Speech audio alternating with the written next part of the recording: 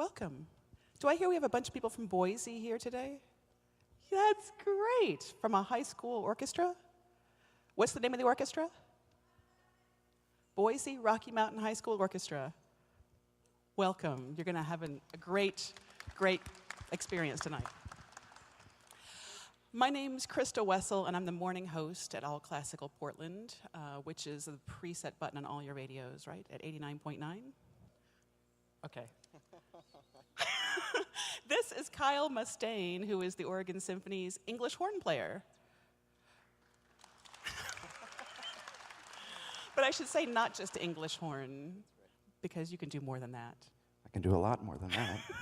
You have two instruments here, an oboe and an English horn. I thought if I brought both out, then you could see, because I know most people would know what an oboe is, and most of you all probably know what an English horn is. An English horn is basically an oboe that's a fifth lower.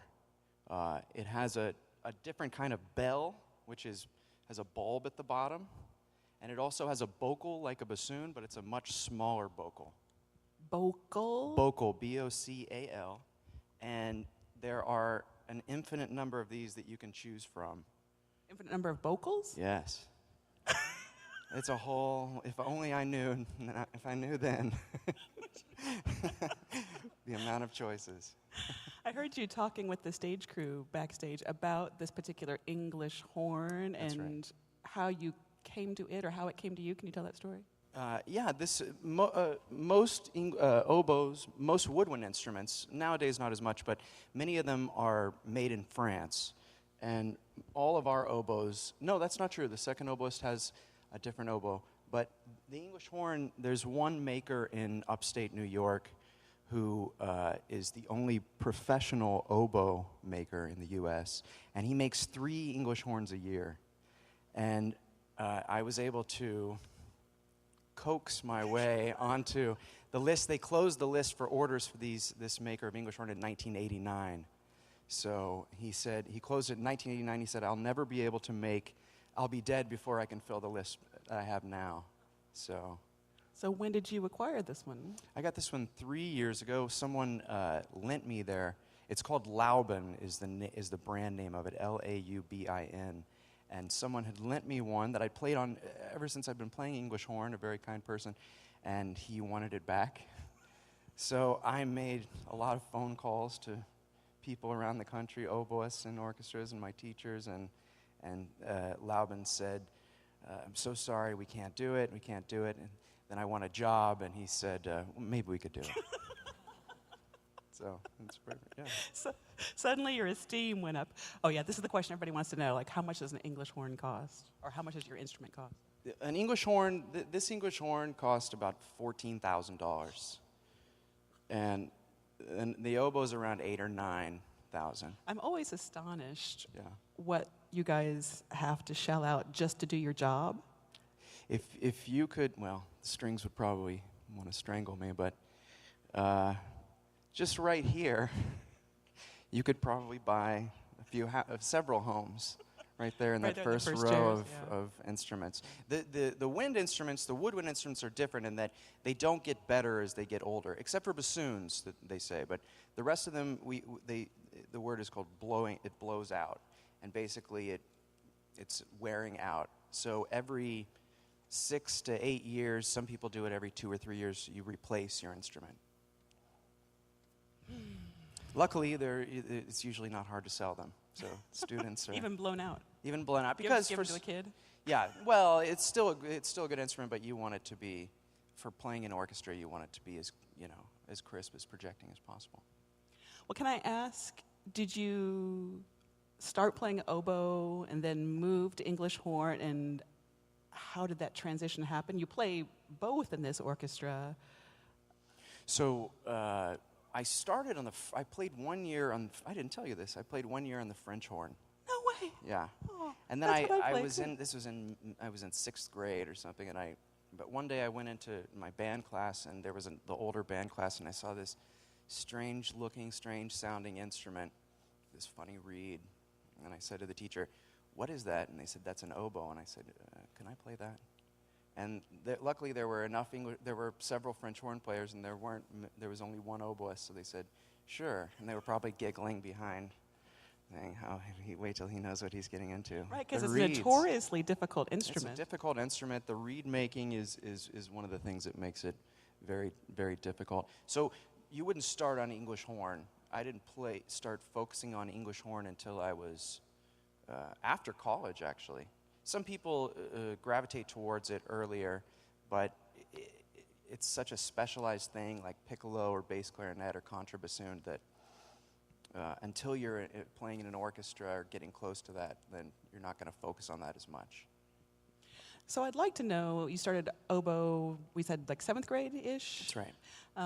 How much time elapsed before you're like, I really dig this thing, I want to do it for a living?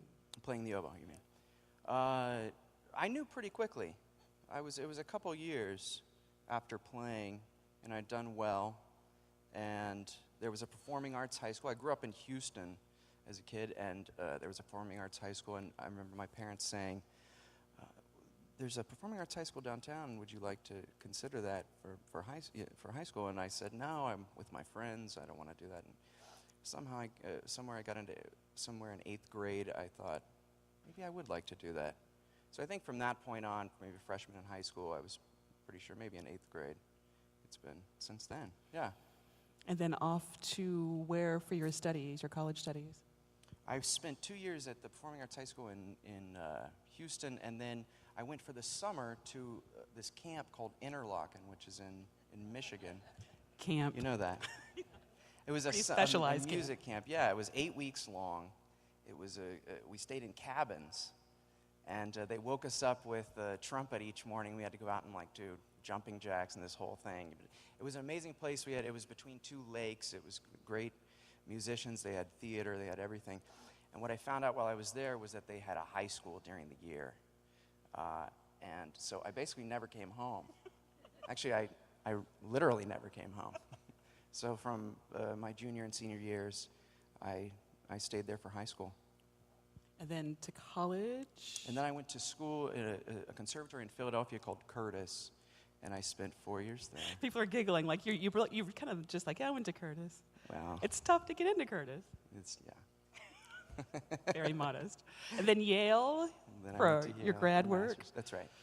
Yeah. Master's And you've been degree, here at the Oregon Symphony for how many This years? is my fifth season, so it's flown by. We are so lucky to have you. Oh, it's my pleasure. Every time the orchestra plays a piece that calls for English horn, I get very excited because you have a way with this instrument. I'd love for you to play a little bit for folks to get an idea of the unique Sure. tone quality, and then we're going to talk about some of the nerdier aspects. Sure. So I'll just play a little bit. There's probably the one that people would recognize the most is the Dvorak's New World Symphony. So I'll just play a few bars of that. How many reeds do you have in there?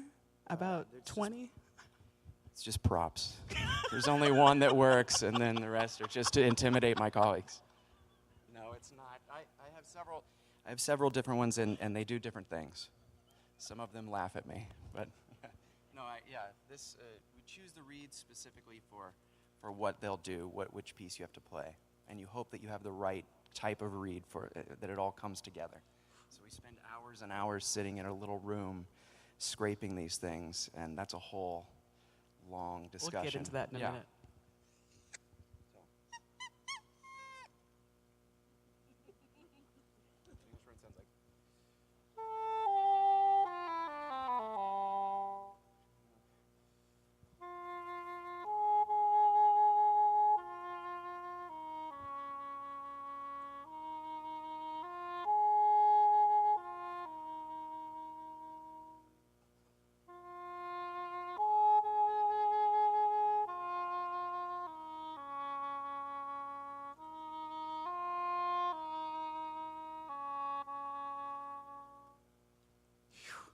It's one of the most beautiful sounds in the whole orchestra, I think.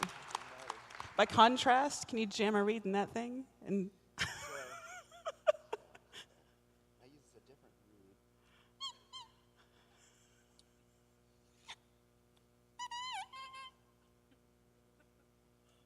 So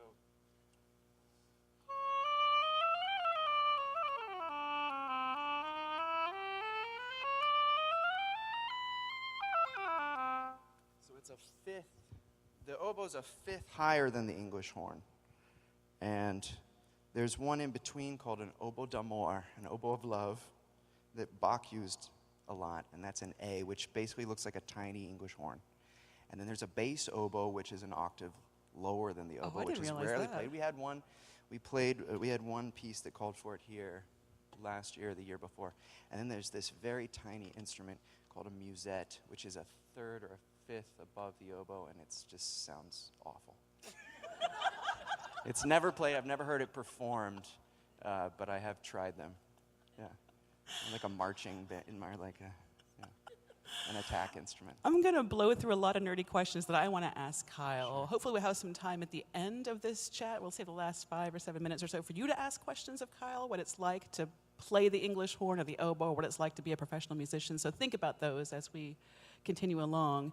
But you chose different reeds for those 2 instruments. I assume that's because they're different sizes and shapes? They are different sizes. An oboe reed, it's the same concept. It'd be hard for everybody to see, but basically an English horn reed is just a larger version of an oboe reed. The oboe reed is on my left, and it has cork on the bottom that actually goes into the top of the instrument.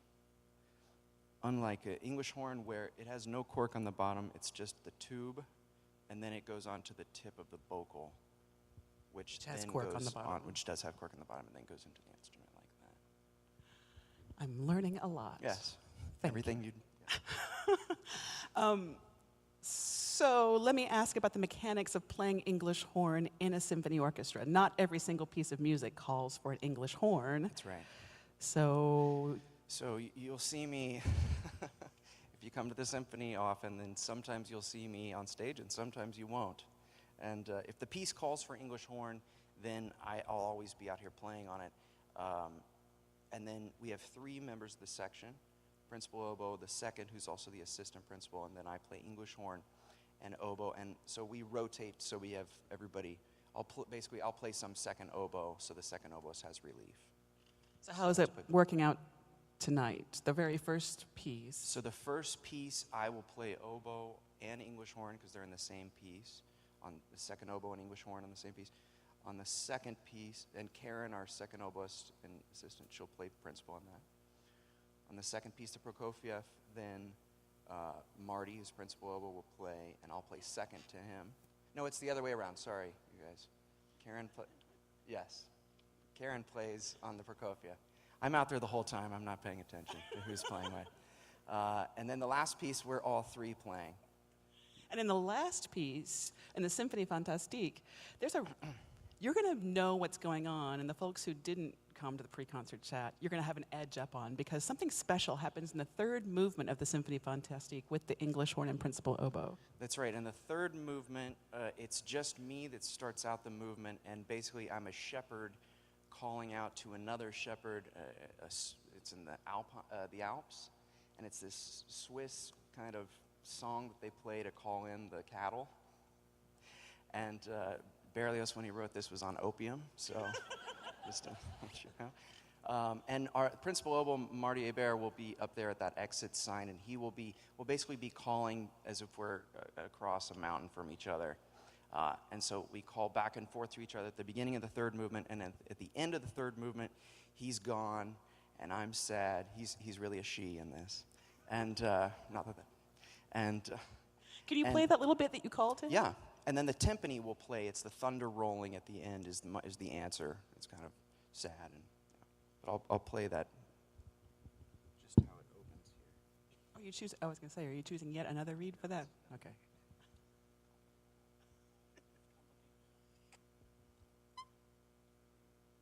So you'll hear at the 3rd movement, you'll just hear.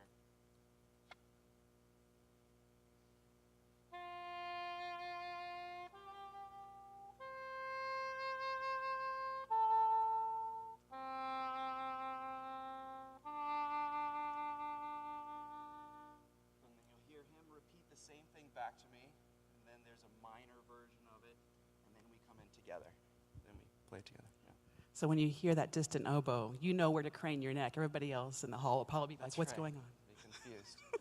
Yeah, I'll be right up there. Okay.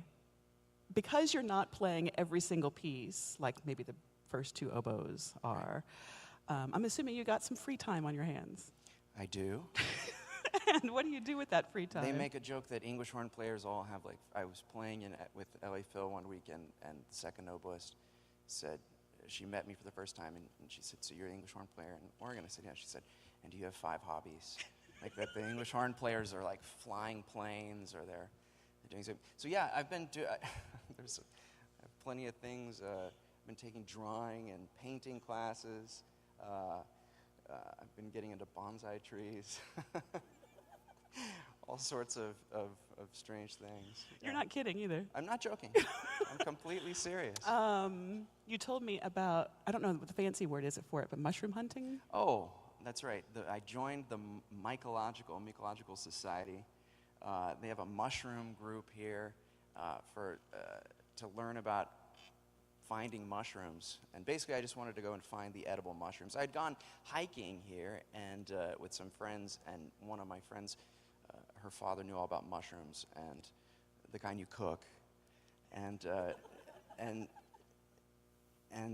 we found a bunch of mushrooms that she knew about and said, these are safe to eat, and I'm still alive. So that kind of intrigued me. And so I went and took these classes on finding mushrooms and met a bunch of people who know a lot more about it than I do, and I've been able to go out with them and do this, yeah. Well, one thing you didn't say yet is that you spent a lot of time on the road with Pink Martini. That's been nice. So yeah, for the last year, I guess. Yeah, I've been playing with the band whenever I'm not playing in orchestra. So how did that get started? Actually, that was a great story. I became friends with Thomas, and one day that we were hanging out, he mentioned that they were going to Oklahoma City, and that's where I was born. And I said, oh, I haven't been back there in 8 years or something. And he said, well, you should come play with us on that show. So they bought me a plane ticket to come out there and play. And it was great because there weren't English horn parts for most of those songs have been written. And so just at the sound check, he's back there printing out, sort of arranging music for me to play. I wasn't quite sure what to expect from the whole thing. It was actually really nice. My father came, I hadn't seen in many years, and we were at the performance, and my father he said, oh, is Mr. Mustain, we'd like to say someone from Oklahoma City is here. And then he said, and his father is here tonight. I know you're dying to do the impression. Of Thomas Lauderdale. Well, I'd like to do, it was amazing. It was kind of amazing. Wow, I've never done it on a microphone. This is even better. He jokes that if there's telephone interviews that he'd like me to do them. That way I don't have to be there. Kyle is a skilled impressionist. Do you want to finish that story, and then we can go on to the impression? It was a great story that it was just really kind. It was the first time I played, and my father was sitting over on this side of the audience, and I was playing on this side, and Thomas said, where is Mr. Mustain? And my father raised his hand, and he said, in the middle of this concert, he said, can someone switch seats so that Mr. Mustain can come over on this side and see his son playing? So it was just amazing, yeah.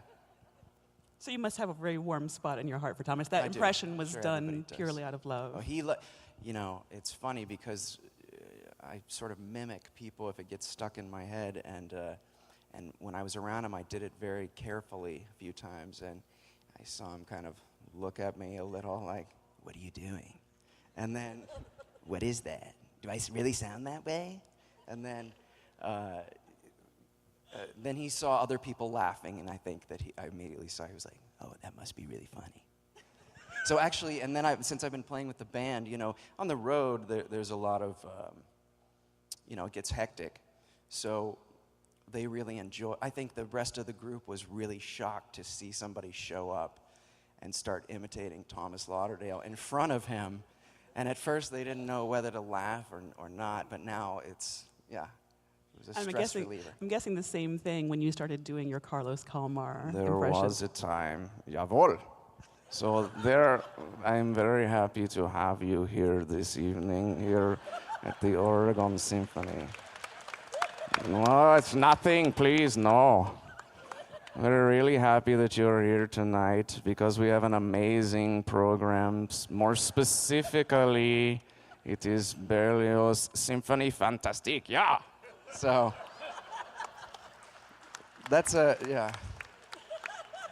Okay, so you have to tell the story. I mean, he knows you do this. He does. So this was another one. So I was doing this for a few months backstage, and I remember half the people were like, "You're not tenured. Shh. You're not tenured. What are you doing, Kyle?" But I just couldn't help myself. And so the other half were like, "Yes, this is great." And so he found out about this. And one night we were all out at a happy hour where he was there, and he just kind of pulled me over in the corner, and he goes, "Okay, go ahead." And I was like, I said, "What?" He said, "Come on, just do it." And I said, I don't, Maestro, I don't know what you're doing. "I know you imitate me. Let me hear it." So I did it, and he cracked up. And then we had the gala that year for his 10th year here, and then he came up to me a week later and said, "I want to ask a favor of you. Will you please imitate me at the gala this year?" So I had a wig, and I had the glasses and the whole thing. And like a 5-minute set to imitate him. I went back after, and he said, "Oh, I really see myself in this imitation." And his daughter was visiting, and she said, "Yeah." So I really enjoy it. Is one of your 5 hobbies stand-up comedy? Well, I was just saying to Christa that she was asking me some things I like to do, and that's something that I definitely have been going to a few open mics, and I'd like to get into that. I think if you let us know, sixth we'll hobby. all be there to Oh, that support sounds you. great.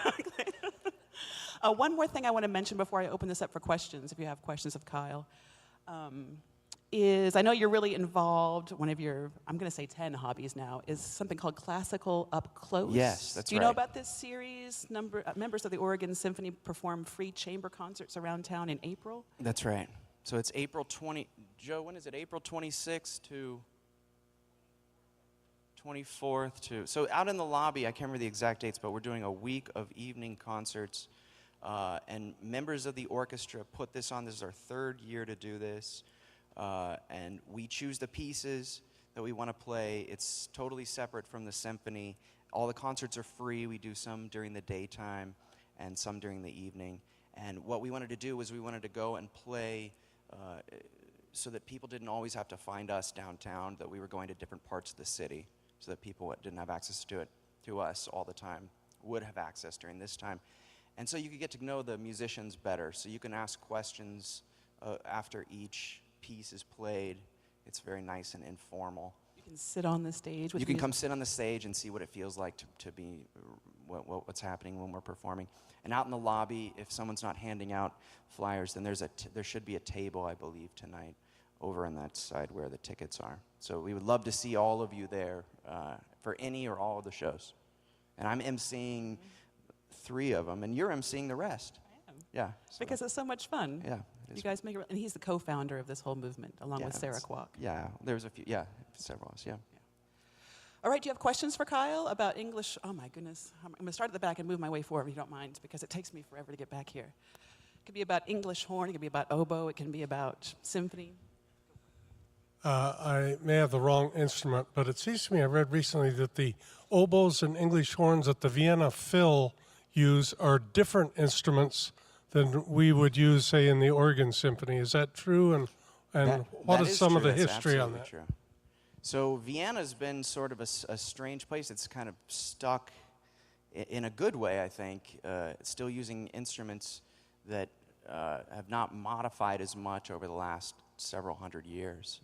And it creates a very unique sound. There's a very special, where I studied in Philadelphia, the man who started the American School of Oboe playing really idolized a man named Hans Kamisch, who was in Vienna Phil.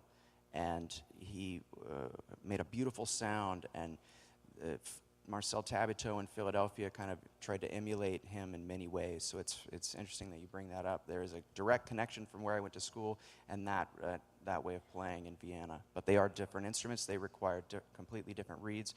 And in fact, I don't think anybody's ever been hired in those orchestras in Vienna that weren't trained right there in Vienna, because it's so specialized. Do we just have a couple more minutes, Brent? Do we have 5? 3, okay. Yes, Christa, thank you for coming and interviewing tonight. We'd like you to come more often and change the policy of Robert McBride dominating. And we want you to have equal pay. And equal pay. Oh, equal pay. Yes, we're getting there. Compliment you on your Northwest Horn concert. The first half was electric and the last half was mediocre music.